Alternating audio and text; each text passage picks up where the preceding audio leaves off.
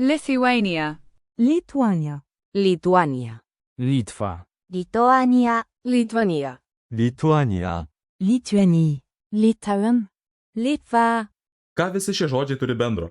Jie yra mūsų valstybės pavadinimas skirtingomis kalbomis. Su pavadinimais mes susidurime kiekvieną dieną, tačiau retas, kuris susimąsto apie jų kilmę.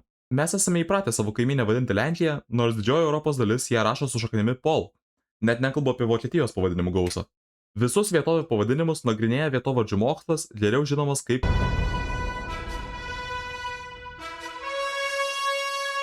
toponimika yra mokslas apie vietovardžius, jų kilmę ir vartoseną. Dažnai nepagalvojame, kad vietovardžiai yra kiekvieno asmens kasdienybės dalis. Jie padeda orientuotis aplinkoje, su jais žmonės susiduria naudodami GPS, matydami gatvių, institucijų, miestų pavadinimus. Toponimika yra pasitelkiama žemėlapių sudarimui, gamtinio ir kultūrinio paveldo saugojimui. Šis mokslas yra tarpdisciplininis, jis apima lingvistiką, geografiją, istoriją bei kultūrą. Nors moderniais laikais toponimiką labiausiai tyrinėja lingvistai ir kalbų specialistai, su juo nemažai susidurima geografijos srityje. Toponimų susiformavimas yra labai komplikuotas ir sunkiai atsekamas veiksnys. Vietovardžių pavadinimams įtaką darė tūkstančiai metų istorijos, žmonijos papročių, kalbos ypatybių bei daugumo kitų antropogeninių ir socialinių veiksnių. Nepaisant to, mokslininkai nenustoja bandyti atrasti, kaip atsiradus skirtingi vietovardžių pavadinimai. Vienas pirmųjų modernios toponimikos tyrėjų, George'as Stewartas, išskyrė 9 toponimų kilmės tipus. Pirmas tipas yra apibūdinantieji pavadinimai, kai objekto varde yra minimos savybės skirtos tą objektą apibūdinti. Pavyzdžiui, aukštojas, aukštas kalnas. Antras tipas yra nuosavybės pavadinimai, kai objektas yra pavadintas pagal žmogų ar žmonių grupę, kurie buvo arba yra tos vietos savininkai. Tarkim, ūkininkas Juozas ilgus metus valdo savo ūkį ir jo garbei sodyba yra pavadinta Juozyne. Kitas tipas yra įvykių pavadinimai, kai vieta yra pavadinama pagal įvykius, kurie nutiko joje. Atminimo arba pagerbimo pavadinimai atspindi garbę arba sustiprina objekto ar žmogaus reikšmę. Pavyzdžiui, Kaspijos ežeras pervadintas į Kaspijos jūrą dėl savo dydžio. Eufemistiniai pavadinimai turi numatomą tikslą į ateitį. Pavyzdžiui, Grenlandija gavo savo vardą, nes Erikas Rudasis norėjo pritraukti daugiau gyventojų į salą patrauklių pavadinimų. Dirbtiniai pavadinimai yra sudaromi sujungiant egzistuojančius žodžius arba sukuriant naują žodį, pavyzdžiui, Legolendas. Perkeltiniai pavadinimai, kai vieno objekto pavadinimas yra perkeliamas ant kito. Jei specialistai vietovę pavadina Geolendu, tačiau vietiniai gyventojai ją vadina visiškai kitaip, einant laikui prisitvirtins vietinis pavadinimas. Folkloro pavadinimai atspindi tos vietos mitologiją, pavyzdžiui, Olimpo kalnas Graikijoje. Paskutinė kategorija yra klaidingi pavadinimai, kai vietovardis yra klaidingai parašomas arba išverčiamas iš užsienio kalbos ir patenka į bendrą vartojamąją kalbą. Geriausias pavyzdys yra Japonija.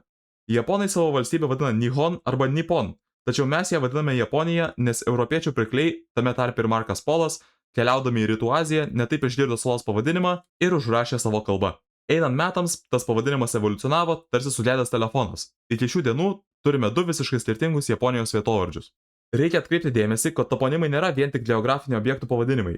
Jie atspindi gilias kultūrinės ir istorinės tapatybės. Vietovardžiai parodo žmonių gyvenimo būdą, papročius ir ryšį su aplinka. Jie suteikia informacijos apie to meto gamtinės ir kultūrinės sąlygas, yra vietinės kalbos ir istorijos dalis, bei atspindi ryšį tarp skirtingų bendruomenių. Stebint, kaip keitėsi vietų ar objektų pavadinimai, galima daryti išvadas, koks buvo tuometinių gyventojų požiūris ir papročiai. Labai geras pavyzdys yra Lietuvos desovietizacija, kai buvo pakeisti gatvių, valstybinių įstaigų, mokyklų pavadinimai. Savo pavadinimo neteko gatvės pavadintos Petro Cvirkos ar Salomėjos Nėries vardais, o mokyklos ir ligoninės pakeitė pavadinimus iš skaitinių į vardinius. Toponimai, kurie ilgą laiką išlieka nepakitę, parodo, kad yra universaliai svarbių dalykų, įvykių ar žmonių, kurie yra aktualūs visų laikų kartoms. Tokių vietovardžių naikinimas keltų grėsmę tautiniam atminimui. Žodis vietovardis gali būti pakeistas žodžiu toponimas, tačiau vien šio apibūdinimo nepakanka, kad apriektume visą vietovių pavadinimų spektrą. Pavadinimus turi miestai, gatvės, kalnai, upės, miškai ir begalės kitų objektų, kurie yra priskiriami skirtingoms toponimų klasifikacijoms. Aš jūs supažindinsiu su keliomis, kurios padės išskirstyti pavadinimus į smulkesnes, lengviau apriepiamas grupės. Pirmoji grupė yra žemynų pavadinimai. Kitaip juos galime pavadinti hipertoponimais arba makrotoponimais, nes tai yra didžiausios gamtinės formacijos mūsų Žemėje. Ši kategorija neapsiriboja mums pažįstamais 7 žemynais. Į ją patenka ir senieji paleo žemynai, tokie kaip Pangėja, Laurazija ir Gondvana, bei dabartiniai netradiciniai žemynų pavadinimai, tokie kaip Amerika ar Eurazija. Smulkesnė toponimų kategorija yra valstybės ir regionai, kitaip vadinami horonimais. Su šiais pavadinimais susiduriama dažniausiai, nes valstybių pavadinimai yra ne tik geografijos, bet kasdienio gyvenimo dalis. Miestai ir gyvenvietės yra vadinami oikonimais, nuo graikiško žodžio oikos reiškiančio namus. Vandens pavadinimai arba vandenvardžiai kitaip yra vadinami hidronimais. Ši kategorija yra labai plati, į ją patenka visi vandenys, todėl kiekviena grupė yra išskiriama dar smulkiau. Upių pavadinimai vadinasi potamonimai, ežerų limnonimai, vandenynų okeanonimai, jūrų pelagonimai, o pelkių helenimai. Reljefo formacijos yra vadinamos oronimais, tačiau ši kategorija neapsiriboja tik reljefu. Į ją patenka visi geologiniai ir geomorfologiniai reiškiniai, rieduliai, karstiniai dariniai, dykumos bei žemės gelmės. Miškų ir medžių pavadinimai yra vadinami drimonimais, o salų insulonimais. Paskutinė kategorija yra miesto elementai, tokie kaip gatvių, pastatų ir renginių pavadinimai. Jie vadinami urbanonimais.